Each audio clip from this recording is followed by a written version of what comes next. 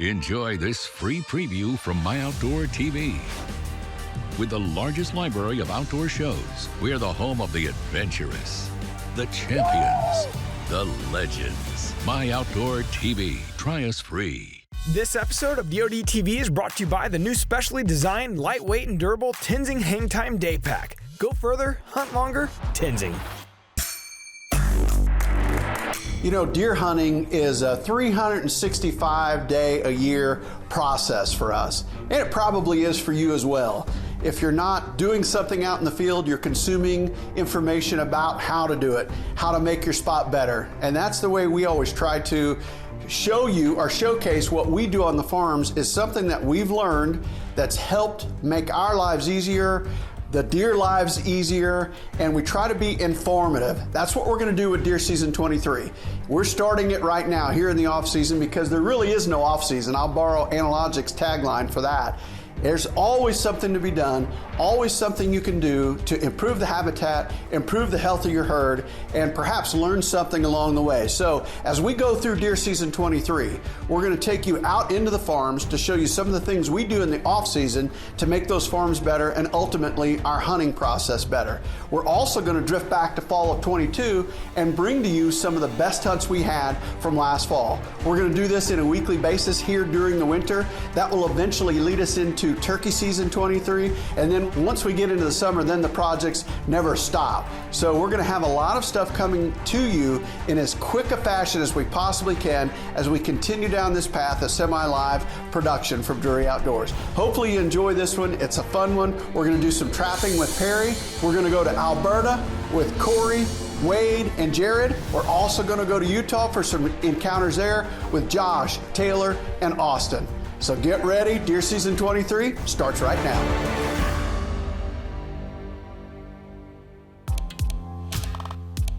All right, we're going into a predator piece with Perry and Wade. They're both very, very good at catching raccoons, coyotes, foxes, bobcats, possums, skunks, you name it.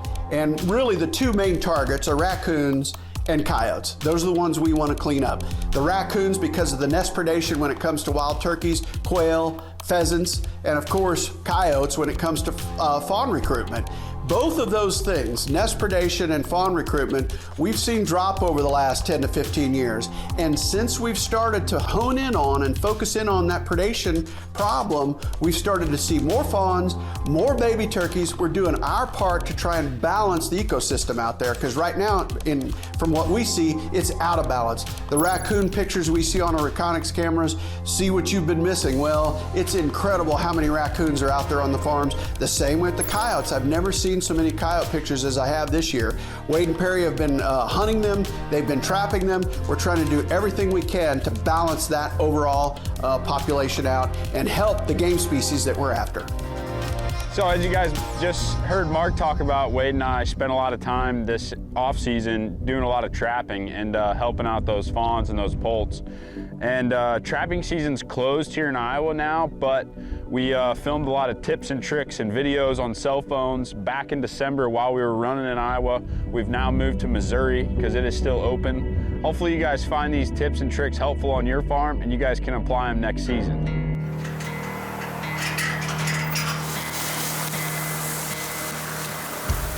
So we just caught a coon in this trap, so we're gonna do a quick remake.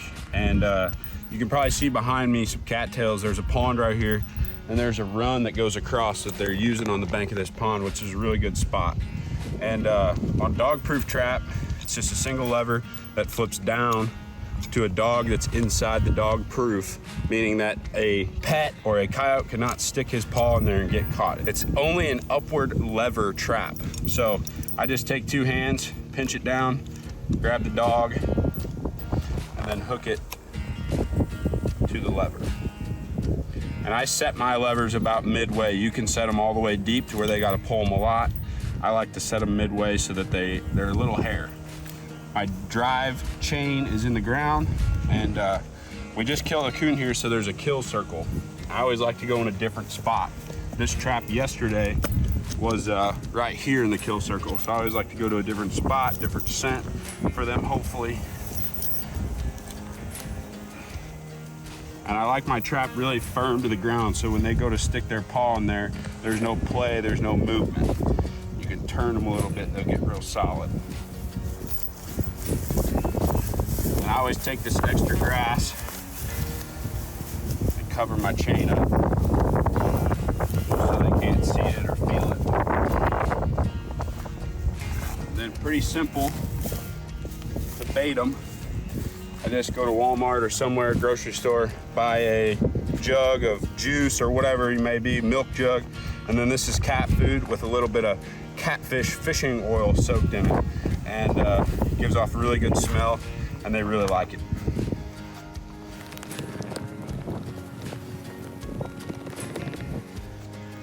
Just put a little bit in there, and I always find a stick close by. Here's one. Don't use your hands so you don't get caught. I just take that stick, work that cat food below the lever inside the trap, kind of pack it down a little bit so that it's tight and about level with the lever inside the trap, so that they gotta work a little bit to get the bait out, which in result gets them caught. So since we've been running these dog proofs, the mice will get in there and steal your bait. And so something I watched a video on online and learned is you take an orange slice, like a candy orange slice, and they're real sticky. You take that on each side of the lever inside the trap, drop them in there and take your stick and get them to stick to the lever itself or the bottom of the trap. That way, if a mouse gets in here and steals all your cat food, you still have that bait for the coon if he comes along. So I get that stuck to the bottom of the trap, then I take the cat food, kind of put a little bit on top. Take your stick, and I still pack that down in there so that you have a base, a layer right underneath the lever inside the trap, so that when the coon takes his hand, he goes in, tries to scoop the bait up, that lever hits him, and then he's handcuffed right here on top.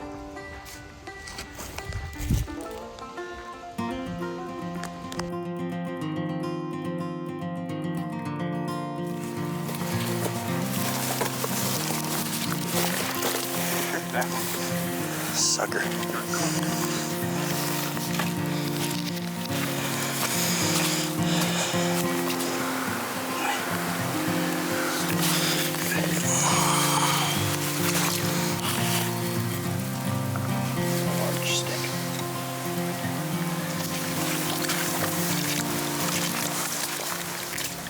So I'm running probably, I think 22, 24 traps, and they're in multiple locations, and a lot of spots right here, like off the road.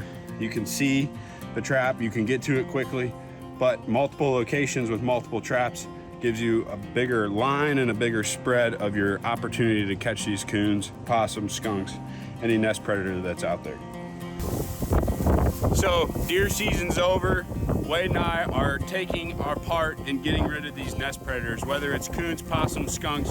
We're out here to help the turkeys and everything that needs help wildlife-wise. We're running trap lines, a lot of dog proofs, got a few coyote sets out, but we're doing our part to clean up some of these farms because we see the trail cam pictures and we know how many are out there. So we're taking our time and getting rid of them. Today was one of the best days I've ever had. It'll be hard to top this one. Get ahead of your game with a 14-day DeerCast prediction, mapping, radar, wind check, rain station, path tracking, and more. Prep, predict, and pursue with DeerCast. Hopefully you guys enjoyed those tips on trapping, and hopefully we see the results with those poults and those fawns and everything that benefits from getting those nest predators out of the way. And now we're gonna jump back to some cool hunts. Back in September, going to Alberta, going to Utah. Hopefully you guys enjoy.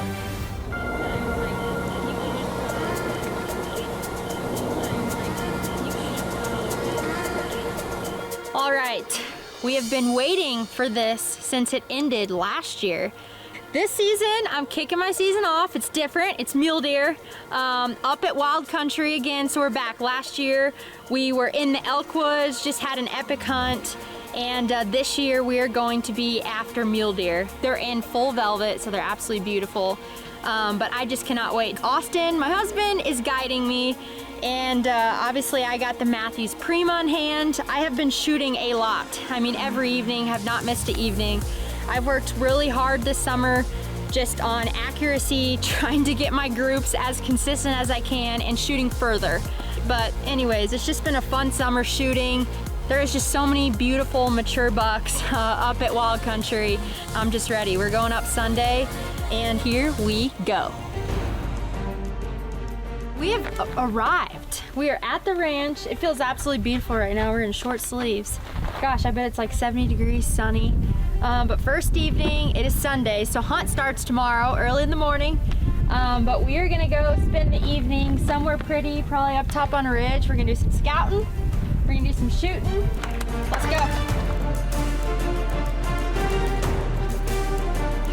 Well, the time is finally here. I've been practicing with the Matthews Prima all summer long as much as I can, getting in as many reps as I can for this hunt, and I just can't believe it. The time flew by. Josh flew out from the Midwest to film me. Austin, my husband, is guiding me, and we just can't wait for a fun week. We're kind of looking at deer casts, looking at the weather. It's looking like it's gonna be a little warm, so we may have even more of a challenge there for us, but we're just excited to see these animals with our own eyes and see how many times, if any, we can get in range of a beautiful wild Utah mule deer.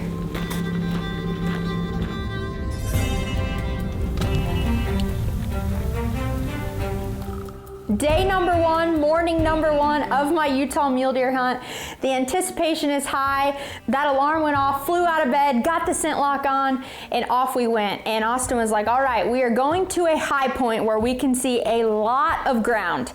That's the thing in the mountains, is it's not like the Midwest where you're staying down low. Now we're going up top. So we're getting those loopholes out, and we're going to put our eyes to work to see what we can locate. So we've gotten a bunch of rain this summer, and everything's been really green, but the last week or so it's finally starting to dry up. So they're going from, they've been eating all the forbs and different things low on the ground, to now they're kind of transitioning all these sarvis berries, the bitter brush, the buckbrush, snowberries.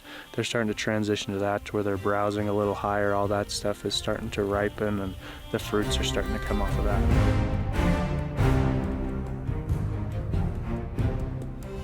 All right, day number two. We are back to our spot that we were at yesterday morning on that high point. We had the loopholes out, all three of us, and Austin spotted a buck that he has been watching all summer long, has a ton of velvet footage of him, named WB. So the second he spots him, he's like, come look in my loopholes.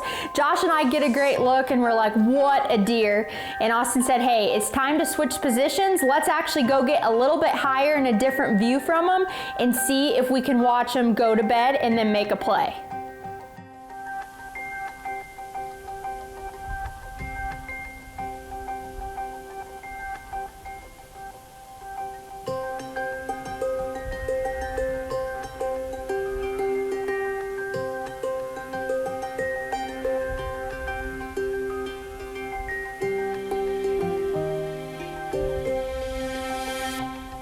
And he's bedded down underneath that sarvisberry. Yeah. And it looks like the wind, when we did the wind, Ooh. it's just kind of settled right now, so we just need it to pick up. It's supposedly going to go at like 1 o'clock. It's supposed to pick up west northwest, which will be blowing like this direction. Okay. And I feel like we can slip up, exit out of this. See these trails right through here? Mm-hmm. I feel like So you're starting in front of him? Well, so he's bedded looking this way. Oh, okay. I feel like we can get on some of these trails and maybe get into the shade of these sarvisberries. This one's 25, this one's 32. Well, we have a plan set in place. So we got eyes on this buck. He's bedded. Per Austin, he's bedded in a really solid spot. So let's get that wind rolling. Yeah, we need some wind. We've been looking at deer cast. It's pretty much just still until a few hours from now. So That's honestly most important, that that wind kicks up. So it's at least in our face and we got some noise and some movement going on. So we shall see.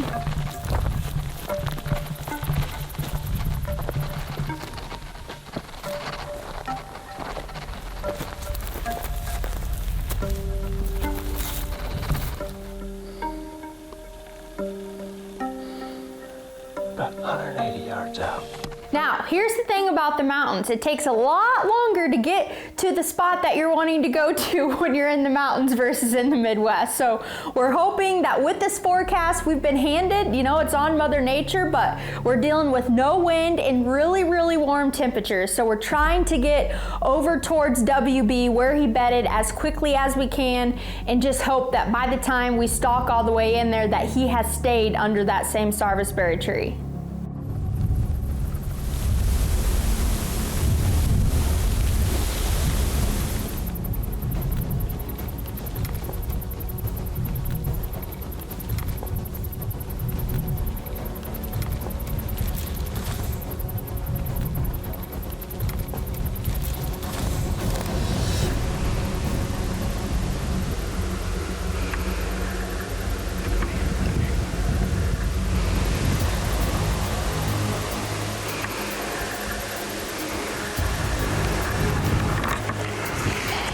Stock.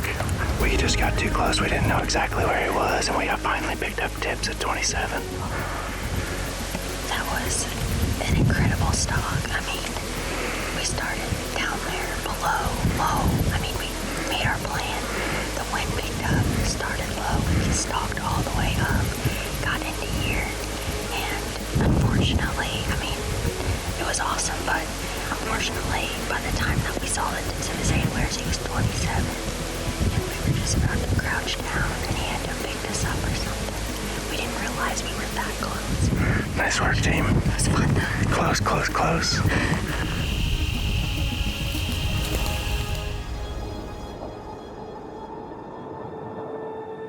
So the morning of day 3, I keep talking about the wind and going back to that subject, but it was our main talking point within the truck that week. You know, I mean, you're in the mountains, you are dealing with warmer temperatures, which isn't super uncommon for early season. The deer are used to it. But when you have wind speeds that are under 5 and 10 mile an hour, it's really, really hard, especially you got 3 people. You know, you have me as the hunter, you got Austin as the guide, and you got Josh as the camera guy. So you got 6 feet that are trying to get through sage and trying to get within 35 to 40 yards of a live deer. And it's not as easy as it may seem, but we tried and tried and tried. So we're fighting no wind there in Utah, just wishing that we'd get any type of speed. And Wade and Jared had arrived in Alberta for their hunt. And on day 1, I mean, they go into these crazy winds, over 20 mile per hour. But we were like, man, it's crazy how same type of hunt, but 2 totally different places with 2 totally different weather forecasts. Corey, we're coming for you, big guy. Corey Jarvis. What's up, man? You made it. Long time no see, buddy. Another trip up north, eh? God, I missed you. Hey, Wade. How's it going, Corey? How you doing? See ya. You too. Yeah. Good times, man. Good to see ya. Ready to rock and roll in the heat? Yes. Cooking up here, man. It is warm. It feels like we never left Iowa. It's been said before, and I'll say it again.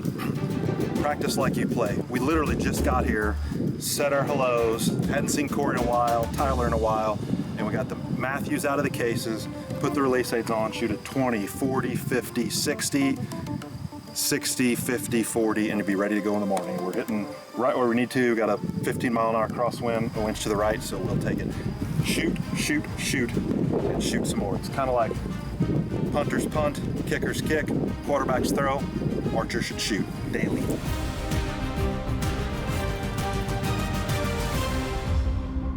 September the 1st. Hopefully it's a September to remember. We've got a 15 mile an hour southwest wind.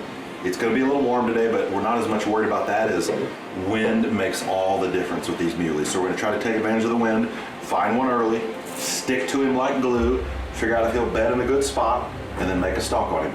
Wish us luck.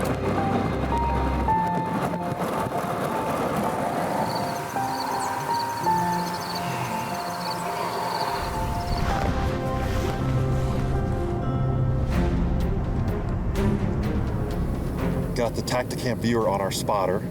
The wind we needed today is here. These deer are bedded, not in a stockable spot right now, but we're gonna stick to them like glue today and see if we can make a play on them.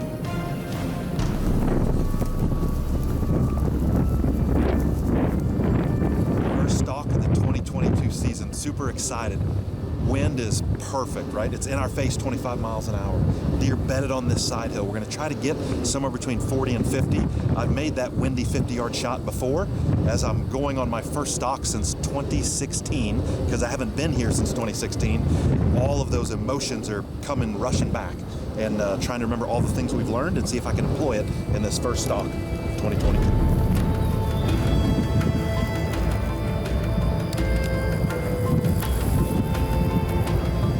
Stay low in the wind. So we're on our way to them, and another group joined them, got them up from where they were, and now they're several hundred yards further away, not bedded. We're gonna just sit here, be patient, see what happens with him, but he's a really big deer, and there's another decent-sized deer in that group, so fun stuff out here on the wind farm and the bald prairie of southern Alberta. What? Huh? They're bedded right there?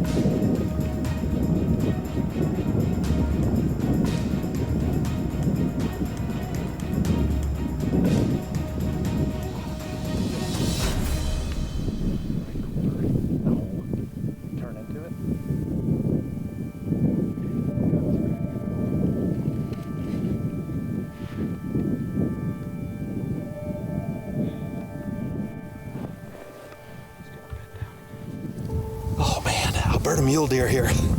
We got to within 50 in this wide open prairie. It started to get real when we were at 120, and then 90, 80, we scooted to 50, and here in the moment of truth, like it's going to happen, and I hit him a little back. I don't know exactly where back. We're gonna review the footage, compare and contrast it to deer cast track, and figure out any plan. But I'm fairly certain we'll get this deer. It's just, we have to, just like getting into this position, you've got to employ the right tactics to make sure then we recover that deer that we hit. It's a dead deer. It's just, it will depend on how long we gotta let him go before he dies. So we're gonna continue to play our cards right, forgive my not great shooting, and we're gonna recover this deer.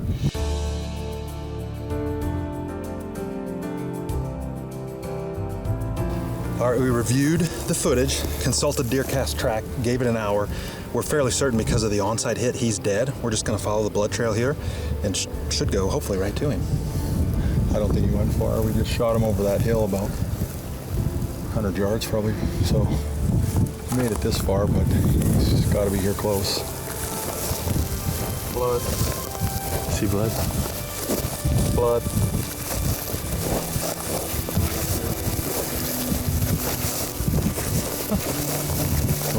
Oh, what? You see that? Corey. I think that's him right there. Antler tips. Ha ha! Waiter. Oh yeah. Corey. That one might surprise us. They always do. They're grounded. He's definitely sticking up above the weeds. Wow, guys. Congratulations. Dude, that's awesome. Nice job. Wow. That's awesome.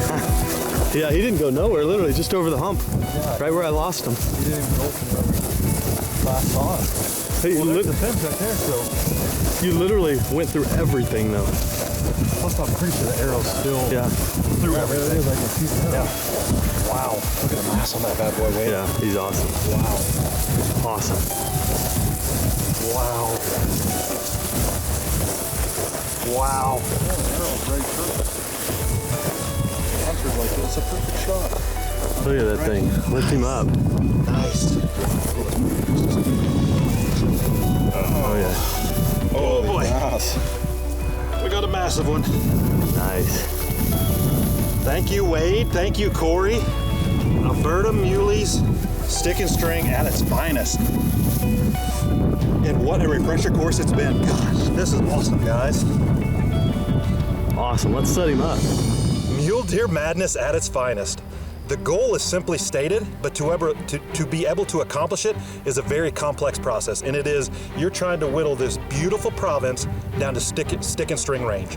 And what we've learned over the last 15 plus years hunting with Corey are quite a few things. The tactics we employed in this hunt were, again, simple, but you have to execute them. You've got to have the right guide. Corey's got the biggest mule deer literally in the Milky Way galaxy. You gotta have the right gear. You've gotta have a bow and arrow and setup and situation that we've got from Matthews that'll kill a deer at 50, 60 yards. And then you've gotta employ the other tactics I talked about, which is we had a 15 to 20 mile an hour wind today, and we feel like the magic circle on these mule deer are 45 to 60 yards. We pushed the envelope, got to 50 in this just beautiful pasture.